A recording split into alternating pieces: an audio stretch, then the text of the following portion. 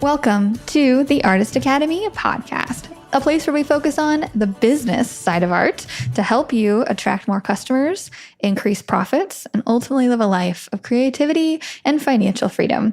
I'm your host, Andrea Earhart, and this week's episode is all about how I'm using AI to make my art business more efficient.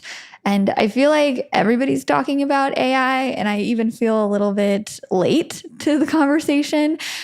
But I want to just explain how it's really helping me to save time.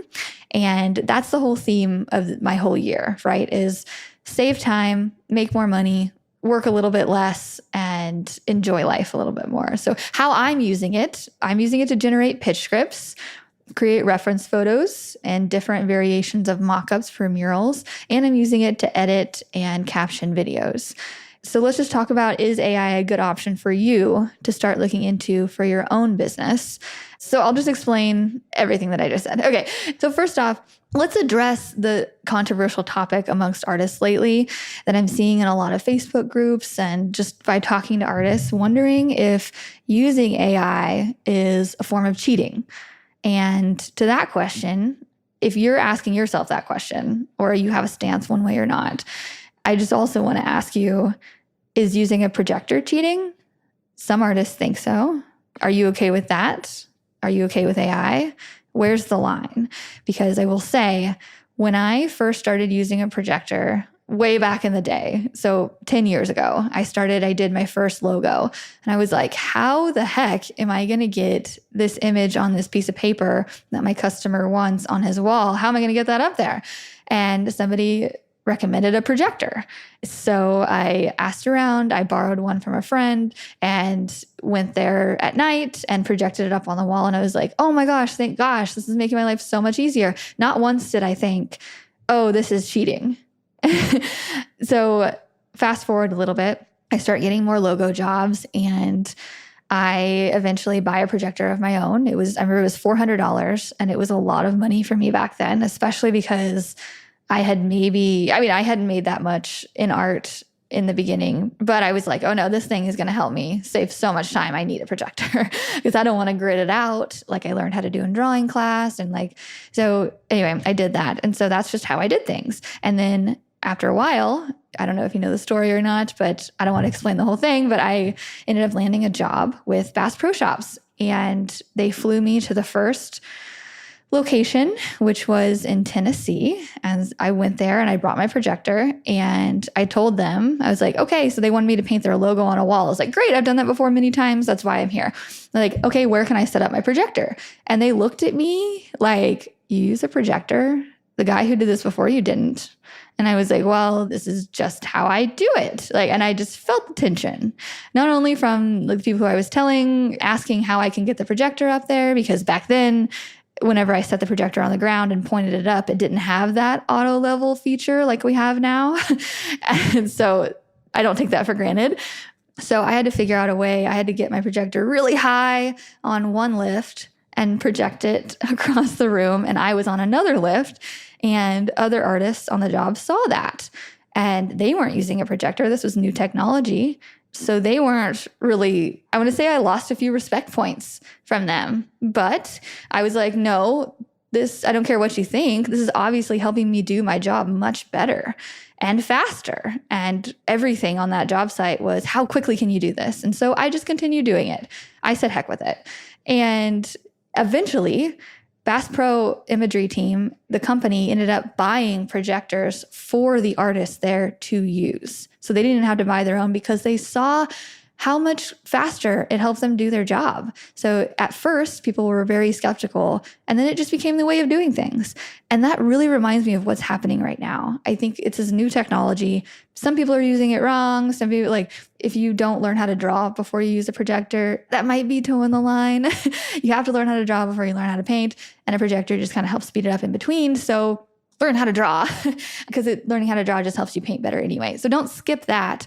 But like with AI, I'm using the skills that I have to help me do a bunch of things. So I'm just going to go into it more. But also, I want to ask you another question. Is hiring someone to help paint half of my mural for me cheating? Because my name is the only one on the wall.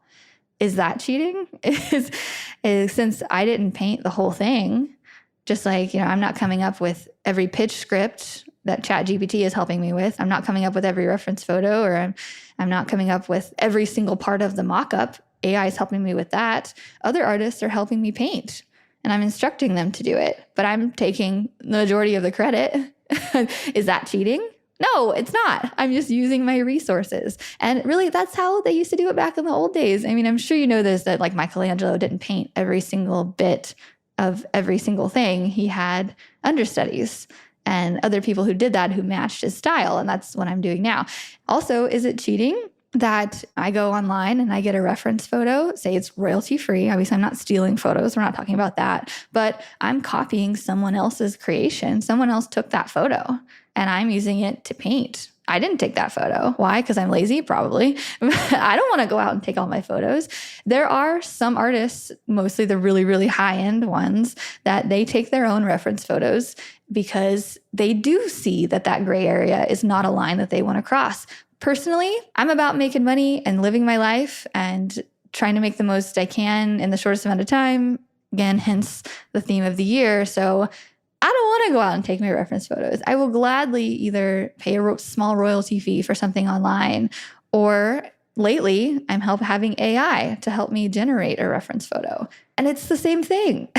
I'm not having AI paint it for me. I don't think we're in jeopardy of that at all. I saw somebody tagged me recently that they have machines that can now paint murals, but I bet the machine is very expensive, and there's no way a machine can paint on brick. Like, the majority of the murals that I do are on uneven surfaces. It is a treat that I am indoors painting on a flat wall, because that hardly ever happens. It's usually outside or on stucco or whatever. So I feel like I'm the only one who can do that. You're the only one who can paint on that in your own specific way, and I don't think our jobs are in jeopardy at all. So I am fully embracing AI and everything that's coming with it because it helps us save time.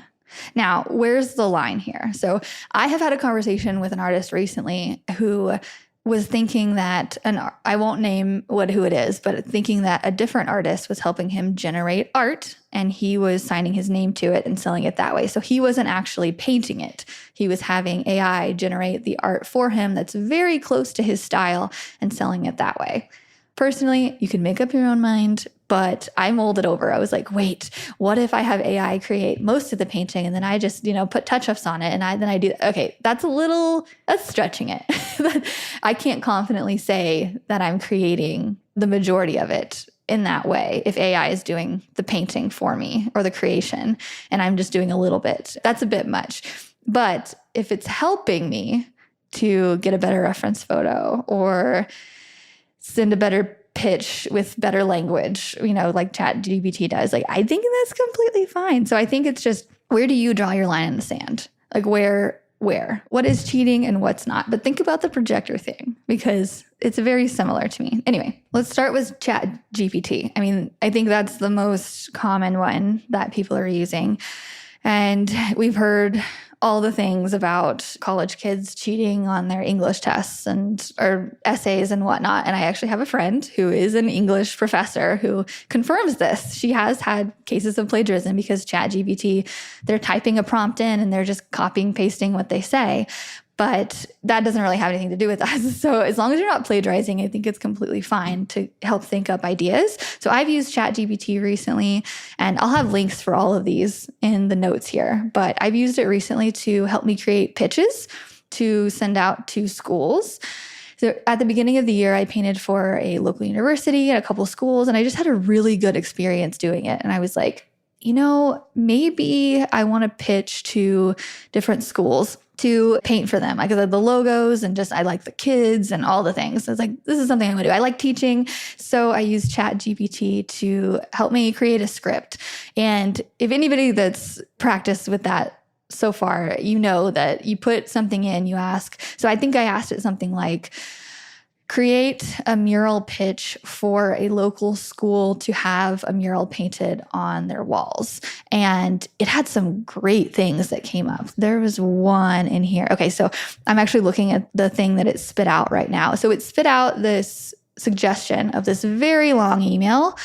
And it's very wordy, but I know from my pitching experience that the first email needs to be very short. So I was doubting ChatGPT. I was like, oh no, this is way too much. If I send this novel to somebody in the form of an email, they're probably not going to read the whole thing. There's plenty of good information in it. And one was, it had a why this matters section. So they were pitching.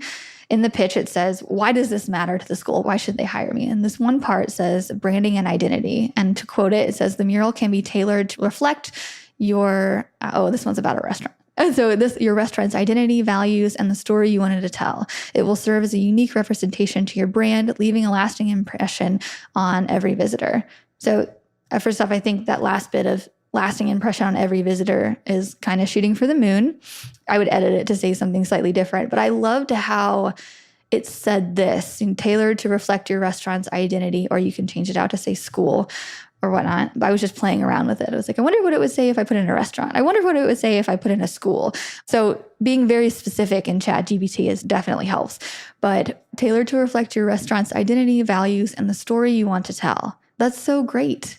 I'm like, okay, I'm going to use a part of that and put it in my script. So I did. So that's on ChatGPT. I think it can help us just with wording and figuring things out, how to approach, because like a lot of us, like me, it's hard to start with a blank slate. And I think using prompts like this helps us get started, helps us getting our pitch started and just different points to make. So it helps just not to start from a blank page. It gives us some words and some suggestions. And I think that's how the best way for AI to be used right now in this way. Another way is a very new thing that I'm trying. So I'm not going to talk about it like I know everything about it, because this is very, very new. But I've started using it to come up with reference photos and helping me to create mock-ups. So when I was first introduced to this, I did a live with Gary Gomez. He is in the Artist Academy, and he's in there to help give advice because he is a very seasoned artist, and I respect his opinion on a lot of things, especially like pricing and all things. So invited him in there. Hey, can you help give students your perspective? Because I think it's really great for them to not hear just my side of everything. So I saw that he was using AI to help generate mock-ups. And so I just went straight to him. I was like, I can either go and try to fumble around with this thing and figure it out myself, or I can go to somebody who's been using it and has already been through some trial runs and just ask him to show me how to do it. So that's what I did. And we did a live in the Artist Academy. So he walked me through how to use this app called Photo Leap. Again, there are links in the description of ChatGPT and all the things. So he was using Photo Leap, which is an app on your phone, which is my favorite way to do anything, is just to play on my phone and try it. And so I downloaded it and he walked me through it. And I actually already had this pasted together mock-up. And so I put that into Photo Leap to try to get a different style. So I had a customer who wanted a very vintage style of mural, and I was having a hard time coming up with that. The way I mocked it up, I was just having a hard time making it look vintage. And because I was pasting, photos online and putting them together with trees and all the things. And I sent it to him and I told him, I was like, this is what it looks like new. So I'll just have to paint it to look vintage, or I'll paint it new and then I'll go over it with like a umber wash and we can make it look vintage afterwards. But they were having a really hard time seeing the vintage look with it. So I put it into Photo Leap, the mock-up that I had already done, and I clicked this button that said vintage antique something, or I prompted it to do it. Now I can't remember exactly, but it spit out a vintage style version of my mock-up. And it was very different. Like I had a truck in there and it made the truck look more old and just made everything look older and more antique. So I played around with it more, and you can make things look like Candyland in there. You can make things look animated. You can make it look more painted. You can make it look winter. It's just, you click a button in this Photo Leap app and it makes things look a different style. So it makes one photo look just a different way. That's the best I can explain it. You're just going to have to download the app and just play with it. They have a free trial. Try it out. I think you'll like it. And I sent them the vintage one and they loved it. I'm like, okay, but this was totally going against what you told me before, because I told them, no, we shouldn't do white. We should do off-white. And they're like, no, we like the white. And then it just spits out this vintage off-white thing. Overall looks great. And they're like, yeah, let's go with it. I'm like, Okay, great. I've also used this app I'll put things in and make things look more animated, so less realistic, more painted, and then I'll have the ultra realism look. And with just a click of a button, I can make things look in a different style, and I can send those different styles to the customers and show them, if you want the ultra realism look that it looks like it's going to pop out at you and looks like it's glowing and it looks magnificent, it's going to cost so much amount. So like 20 grand. But if you want this more painted style that still looks really good, and it'll be 12 grand. And if you want the more animated version, looks like a cartoon, there's not a lot of shading, it just takes me less time, that's like 7 grand, something like that. So I can really literally show them from a click of a button different variations, which goes back to my number one pricing strategy of giving them different options. And AI is helping me to help them visualize those different options. Because before, I would just tell them, hey, it's going to look realistic or it's going to look cartoon. Which one do you want? But it would take me so much time to create those mock-ups in different versions to show them. They would just trust me. And luckily, a lot of customers did trust me and they could kind of visualize it themselves, kind of. But this customer could not at all. So in that case, it helps them visualize all the different options and different price points, and it helped me win over the job. Yeah, so they said they wanted the middle version of not quite photorealistic, but not cartoon. They wanted the middle one, and they could clearly see that. And it gives me a better reference photo in order to go off of, instead of seeing something and changing it in a different way, especially when I have someone helping me.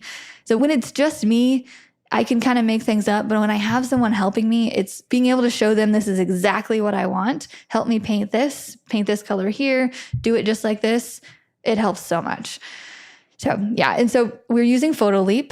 Love it. Highly recommended. I think it's great for beginners to show different variations of things. I did the prompt.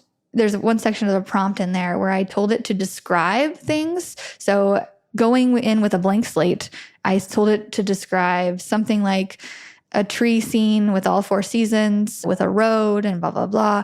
And the stuff that it was spitting out was okay. I was like, oh, it's okay. Like I changed around my descriptor words and all the things, and it was okay. So I then messaged my friend Gareth Hood, who's also in the Artist Academy, who is always the one who's up on the technology. So I went to him and I said, hey, you're using this app called Midjourney, link in the description, and you've been telling me about it for a while. And I've been like, yeah, I'm super busy. I'll get to it eventually. Now I'm ready. Can you show me? And so we did a live inside of the Artist Academy, same thing that we did with Gary, and just walked him through how to use this Midjourney thing. So it's a different version. A long story short, I'm not going to go into the how to use it because it's a bit slightly more advanced setting it up, kind of. I mean, you could totally do it, but anyway. So I typed in prompts into Midjourney. So same thing. It's an AI tool used through Discord. And the prompts that it came out with were way better than PhotoLeap.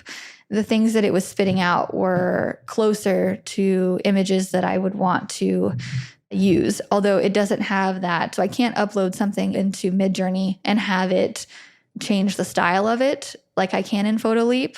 So that, I can't show a customer 3 different versions really that I figured out so far anyway. That it might be possible, but right now I don't think so. Anyway, it's so much easier in PhotoLeap that I would type things into Midjourney and it would come out with these just magical looking things, magical looking murals. And then I would take that image and I would go into PhotoLeap and have it do different variations of it. And then I would, like, every mock-up that I've done so far, there hasn't been even one that I've just taken out and showed the customer like, oh yeah, this is perfect. I've always had to bring it into my iPad on Procreate and adjust it somehow. So just like I use ChatGPT to help create pitch scripts, I then adjust that pitch script to fit my own business. Same thing with Midjourney and PhotoLeap using the AI generator to produce reference photos.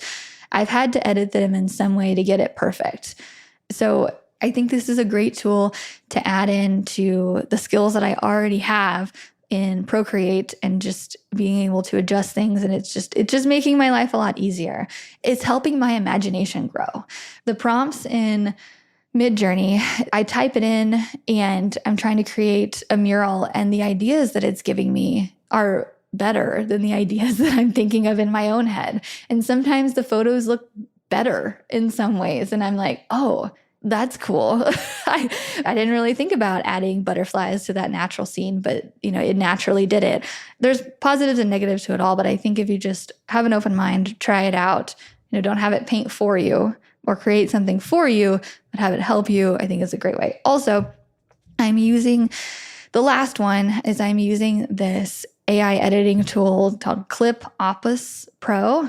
Again, link in the description, but I have these really long podcast episodes and I'm using it to automatically edit for me and edit down the big, long podcast episodes into short little clips, put captions on them. That way I can share them on social media. Again, I don't think that you can't really use that unless you have a podcast, but if you do, there you go, use it. But I was having a virtual assistant do that for me before I found this, and they would edit it and it was okay. But the AI, how the AI is editing this video, it's so much cheaper and it's faster and it gives me way more options. So it's better. It's saving me money. It's saving my virtual assistant time, which is saving me money. And it's giving me more options. It gives me more clips. Some of the clips aren't very good, but some of them are. And so, yeah, I'm a big fan of it. So I'm sure that out there is AI video editor, or if it's not out there already, is coming to help you edit your videos, because I've talked to several artists about how we just want to create, we don't want to film, and especially we don't want to spend time editing. AI can help you edit. AI can help take that time out. I'm sure it's going to give you some edits that are not good, right? But it's going to give you some that are good too. And it's only getting better. And so if you really don't like editing your videos or adding captions to your videos, that can help.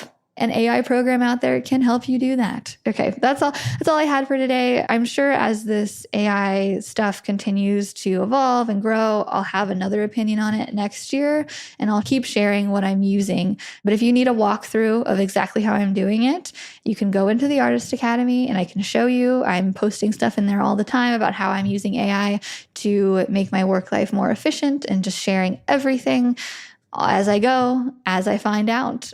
And so if you want more of not just an explanation of things, you want to see exactly how I'm doing it, go in the Artist Academy, you can see exactly. Again, it saves you time. Just like I went to Gary and Gareth, who have already figured it out, to show me, I then turned around and showed everybody in the Artist Academy how to do it too, because it saves time. And it just, that way, having people in the Artist Academy, we have a chat in Discord for Midjourney. So I get in Midjourney and I ask it to create a prompt. And Gareth is in there, who knows way more about it than I do. He will sometimes see what I'm doing and he will add a different code or different wording to it and say, hey, I think you're meaning to do this. And he would add something and be like, oh, thank you so much. So we're all working together. And so if you're in the Artist Academy and you want to be added to the Discord, just post in there, and just in case you haven't seen the link to it, and we will add you, and Gareth and I can help you create reference photos and mock-ups in order to make our murals and paintings better in the end. So Gareth has been using this for a while, and that's what really made me take notice. His recent paintings are a lot better than the previous ones. And he said, it's because I'm using AI to help generate the exact reference photos I want. I was talking to an artist recently and she was painting and I was like, hey, where's your reference photo? She goes, oh, I'm not using one. I'm like, oh no, you have to. In the beginning, and now when I'm not using a reference photo, it makes it more confusing. It makes it not turn out as well. You can't see the details. We can't memorize. We're not superhuman in that way. We need tools like reference photos and whatever is going to help us create better and make better paintings in the end, I think is worth looking into, is what I wanted to say today. Okay, that's it. I hope you have a great rest of your week. And if you have any questions about AI, feel free to message me about it. And yeah, happy painting. Thanks for listening to another episode of the Artist Academy podcast.